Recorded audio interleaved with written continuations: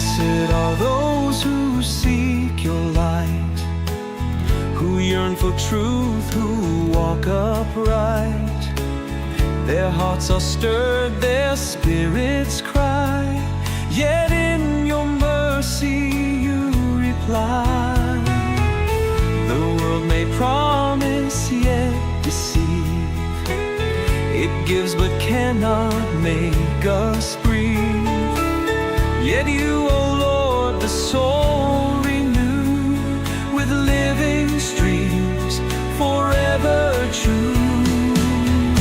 Oh God, we hunger. Oh God, we yearn for love unshaken, grace unearned.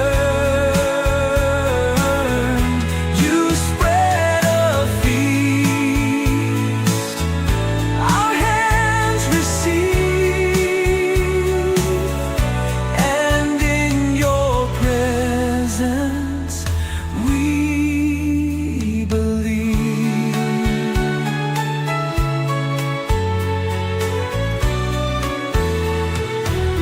No longer wandering, lost and dim, we lift our eyes and turn to Him. The dawn has come, the veil is torn, the weary rise, the meek are born. Oh God, we hunger.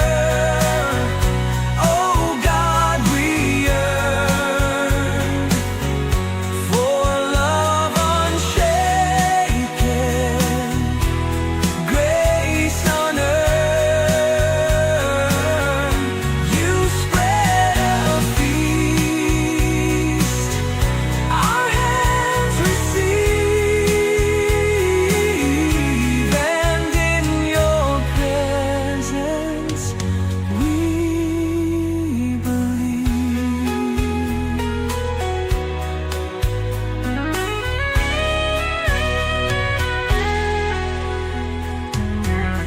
Your kingdom stands, your truth remains.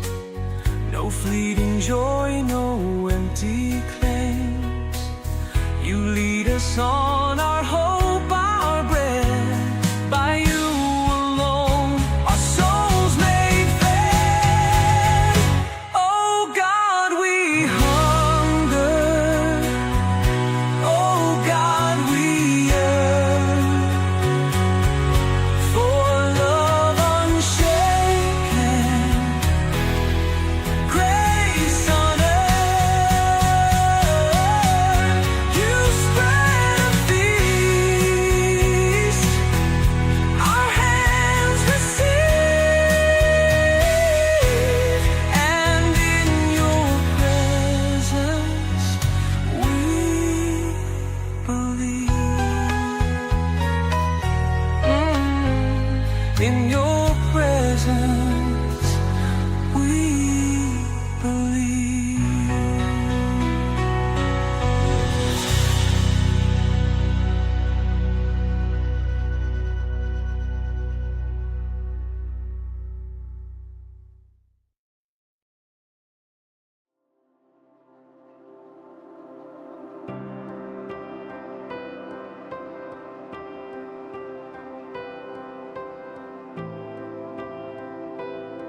Welcome to River of God Marilao Midweek Service. Ako po, Sister Ana, na muli niyo makakasama ngayong gabi upang mag-aral po tayo ng salita ng Diyos. Inaanyayahan ko po muna kayo manalangin bago po tayo mag-aral ng salita ng Diyos. Yes, Lord, Abba Father in heaven, thank you once again for this evening na ako po ay magagamit na magbaba po ng iyong salita. Lord, wala po akong kakayahan na ipaliwanag po ito. Subalit naniniwala po ako na itatago niyo po ako sa inyong likuran at kayo po ang mangusap sa bawat isa. Kayo po ang maitaas at kami po ang maibaba. Amen. Ito pong aking ibabahagi ay series po ng 9 Beatitudes ng ating Panginoon. At sa Tagalog po, ang Beatitudes daw po ay ang mga lubos na pagpapala o ang mga banal na kapalaran. Ang akin pong ibababa ay mula po sa aklat ng Mateo, chapter 5, verse 6. Blessed are those who hunger and thirst for righteousness, for they will be satisfied. Mapalad ang nangagugutom at nangangauuhaw sa katwiran, sapagkat sila'y bubusugin. Sa according po sa Magandang Balita Biblia, pinagpala ang mga may matinding hangarin na sumunod sa kalooban ng Diyos, sapagkat sila'y bibigyang kasiyahan ng Diyos. Purihin po ang pagkabasa ng kanyang salita. So napakalinaw naman po na tayo po ay pinagpala kung tayo po ay may matinding hangarin na sumunod sa kalooban ng Diyos. Sa mundo pong ito na tayo po ay naninirahan pa sa fallen world, naniniwala po ako na marami makapagsasabi na mahirap pong sumunod sa kalooban ng Diyos. Lalo na po yung madalas ituro sa amin na mahalin ang kaaway, ipanalangin ang mga nag-uusig, di ba po? So, katulad po ng preaching last Sunday, okay lang po na magdusa ang bawat isa sa paggawa po ng mabuti, kaysa po magdusa tayo sa paggawa ng masama. So, meron po akong na-search ng mga verses tungkol po sa righteousness. Ang pinakauna po ay ang mula po sa aklat ng Mateo, chapter 6, verse 33. At sinasaad po dito, ngunit higit sa lahat ay bigyang halaga ninyo ang kaharian ng Diyos at ang pamumuhay ng ayon sa kanyang kalooban. At ibibigay niya sa inyo ang lahat ng mga bagay na ito.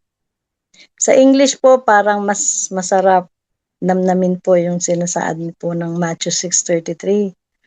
Ang sabi po na, seek ye first the kingdom of God and His righteousness, and all these things shall be added unto you.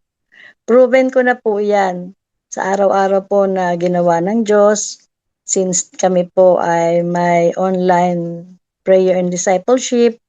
Talagang inuuna ko na po na mag-join sa aming gawain na ito. Sapagkat kami po tayong lahat, dapat po mauhaw po tayo at magutom sa salita ng Diyos. Dahil ang salita ng Diyos po ay ang Diyos mismo. Sa buhay ko po, madalas na inuuna ko po muna yung gawain bago po magtrabaho sa loob ng bahay. Dahil talagang ang Panginoon Diyos, gagawa po siya ng paraan upang sa ating araw-araw na pamumuhay, hindi po tayo mahihirapan. Kumbaga po, for the whole day, kapag inuna po natin siya, mamamangha po tayo dahil magiging smooth po at magiging magaang ang buong araw natin. At ang ikalawa naman po ay mula po sa Kawikaan, chapter 21, verse 21. Ang lumalakad sa daan ng katwiran at katapatan ay nagkakamit ng buhay at karangalan. So, napakasarap pong gawin o tayo po ay lumakad sa daan ng katwiran. Kumbaga, wag po kumbaga po sa panahon ngayon na nalalapit na po ang pagdating ng ating Panginoon, di po ba, na mamuhay po tayo ng may katwiran o mamuhay po tayo ng susunod po sa kalooban ng Diyos. Dahil magkakamit po tayo ng buhay na walang hanggan, lalo't higit tayo po ay mananampalataya at tatanggapin ang ating Panginoon Diyos bilang Panginoon at tagapagligtas. And sa buhay po natin na ito, talagang aminin po natin o hindi, wala po tayong magagawa kung tayo po ay hiwalay sa Diyos, dahil ang Panginoong Diyos ay all-knowing, all-powerful, and all-present. Sabi rin po dito sa aklat ng unang Juan, chapter 3, verse 7, mga anak, huwag kayong palinlang kaninuman. Ang sino mang gumagawa ng matuwid at matuwi ay matuwid tulad ni Kristo. Napakaliwanag po, di po ba, na tayo po ay binibigyang babala na wag po tayong magpapalinlang o magpapadaya kanino man.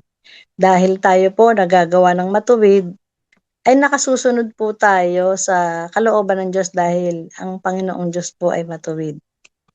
Siya po ay tapat, siya po ay mabuti, di po ba? So, dito po sa Aklat ng Mga Awit, chapter 34, verse 19, ang taong matuwid, may suliranin man sa tulong ni Yahweh, agad maiibsan.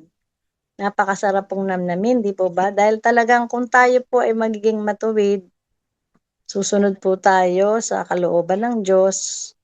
Kung ano man po ang mga suliranin na ating kakaharapin, tutulungan po tayo ng ating Panginoong Diyos. At kung meron man po tayong maka-Diyos na kalungkutan, ay agad niya pong papalitan ng kagalakan. Maiibsan po yung ating kalungkutan na iyon. Sapagkat ang ating Panginoong Diyos ay ating great comforter din po. Sabi rin po dito sa Awit, chapter 45, verse 7, ang matuwid ay mahal mo sa masamay namumuhi. Kaya naman ang iyong Diyos, tanging ikaw ang pinili. At higit sa kanino man, ang galak mo'y tanging-tangi. So, napakasarap po talagang namnamin yung mga verses na ito, hindi po ba? Dahil kapag po tayo matuwid, mahal po tayo ng Panginoong Diyos. So, bakit pipiliin pa po natin na gumawa ng masama o maging masama, hindi po ba? Ang mahalaga po, ang napiplease po natin ay ang ating Panginoong Diyos, hindi po ang tao. Dahil tayo po, kaya nilalang ng Diyos, ay upang magamit din po at makapag-share po tayo ng kanyang salita sa bawat tao upang maparangalan po siya at maibahagi din po natin kung paano po kumilos ang Panginoong Diyos sa buhay natin. Kasi yun po ang ma-share natin sa mga tao dahil naranasan po natin kung gaano kumilos o gumalaw ang ating Panginoong Diyos sa buhay natin. At sabi nga po, di po ba, na habang tayo po ay nabubuhay sa mundong ibabaw, sabi nga po, fallen world, di po ba? Kumbaga, masasabi natin na si Taning ang naghahari po dito. So, dapat po ang hangarin natin yung makalangit na spiritual nating, makalangit na bagay. Yung ating spiritual ay bigyang halaga po natin. Dahil sa papalapit na parating ng ating Panginoon, mas maigi na po na datan po tayo na tapat at banal, walang dungis.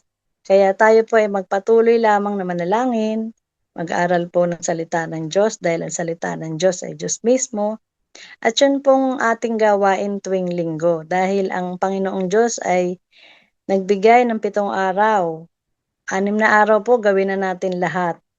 Maghanap buhay, gumawa sa household chores. Pero po yung linggo na sinasabi pong holy, ibigay po natin yun sa ating Panginoong Diyos.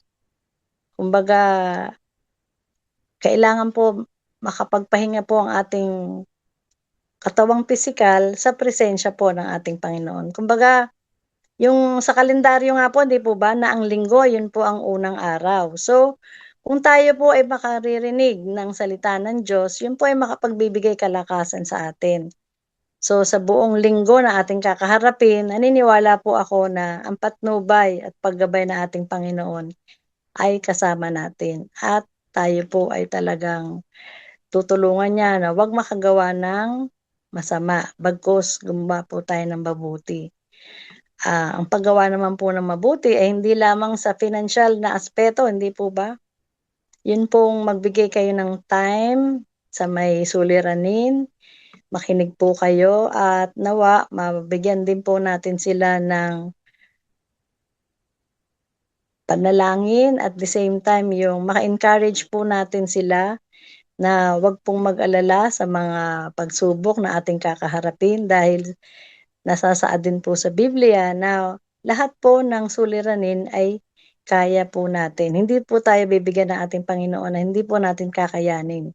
At ang Panginoong Diyos din po ang gagawa ng paraan para po tayo maka-escape o makalabas doon sa suliranin na yon. Dahil tayo po ay more than conquerors, more than victorious. Lalo't higit kung tayo po ay babad sa presensya ng Panginoong Diyos. At wala naman po talaga tayong magagawa kung tayo po ay hiwalay, hindi po ba? So again, choice po natin yon kung ibig po natin tayo ay pagpalain. Kaya hangarin po natin talaga na sumunod sa kalooban ng Diyos. Dahil kalooban ng Diyos ay lahat po ito ay mabuti, marangal, kapuri-puri, bagay na totoo, hindi po ba? At talagang hindi po tayo pagkukulangin ng Panginoon. Sabi nga po sa isang verse na hindi po talaga tayo iiwan ni pababayaan man. Kaya magpatuloy lang po tayo na manampalataya, manalig, at magtiwala sa kakayahan ng ating Panginoong Diyos na kayang magbago ng buhay at kaya tayong makatawid sa lahat ng mga suliranin na ating kakaharapin. Siya lang po at wala nang iba tayong sasandalan dahil siya po ay ang ating matibay na muog, ang ating matibay na sandalan. Dahil siya lamang po ang may kapangyarihan na kayang gumawa ng kaparaanan sa ating buhay upang tayo ay magkaroon ng buhay na sagana at pag-asa. Yun lamang po, nawa mayroon po kayong nahagip o nagrema sa inyong puso't isipan at nawa magpatuloy po tayo na gumawa ng mabuti sa lahat ng pagkakataon. Sige po, inaanyayahan ko po kayo muli na manalangin. Dakilang Diyos, Ama namin makapangyarihan sa lahat, salamat pong muli sa gabing ito, Panginoon, at sa pagkakataon na inyong na ipagkaloob sa akin na magamit, na magbahagi ng iyong salita. Nawa, Lord God, meron naman pong nahagip o napulot ang mga nakinig. At nawa, magamit po nila ito sa kanilang pang-araw-araw na buhay at maibahagi din po ang inyong salita. Binabalik ko po, Panginoon, ang pinakamataas na papurit, pagsamba at pagdakila sa tanging ngalan ng inyong anak na si Jesus at sa patnubay ng banal na Espiritu. Ito po ang aking samot dalangin. In Jesus' name, Amen.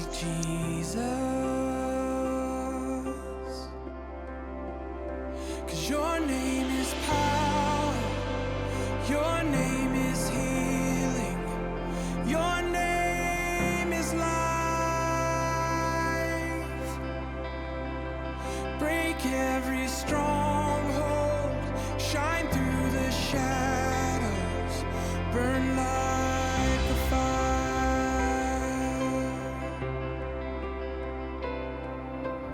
I just wanna speak the name of Jesus